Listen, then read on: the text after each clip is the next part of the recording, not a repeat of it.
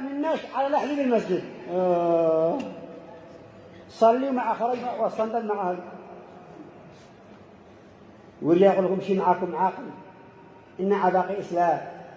خلاص ما دام سقوا الصندل خلاص الإسلام تحس، مش مرة ولا مرتين. ولي يسرقن ولي يبيعن، والذي عايز يشتري منه آثم. إلا ذكرتوني أستغفر الله العظيم. وعندكم سوق السرق، وعندكم هان عندنا سوق السرق صح؟ الله ينور قلوبك. حتى السرق عندنا لهم سوق. جيدوا افتحوا لهم مكتب، افتحوا لهم مكتب، جيدوا افعلوا لهم مكتب وتصريح وسندات والكل. والله عاد الله المستعان يا أخي. هذه مهنة مشروع، هذه مهنة عيب. لا تقول عيب تقول إنه سارق، استغفر الله، قولوا بزها.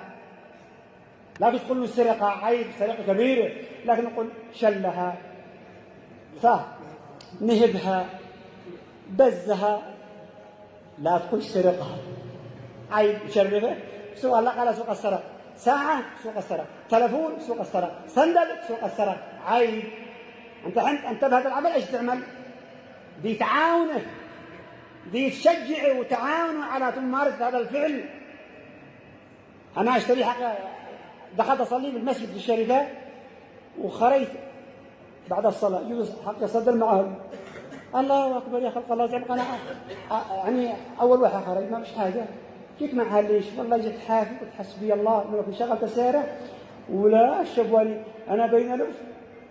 جيت قاعد صار البسطة مو هذا بيده.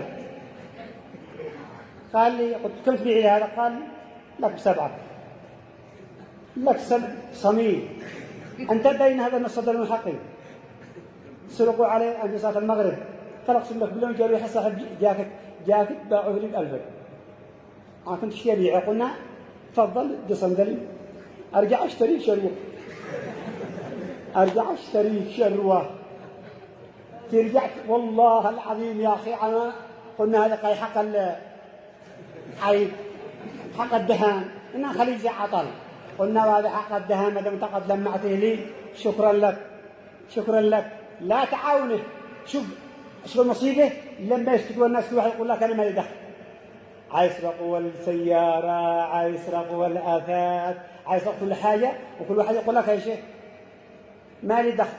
إذا أنت حاجة لحاجة سوقا سألين من لك هذا؟ والله لو كان في ضبط وربط. تعال هذا تلفون من يا ابني؟ ايش اعملك انا؟ الغسالة حق من؟ الثلاجة حق من؟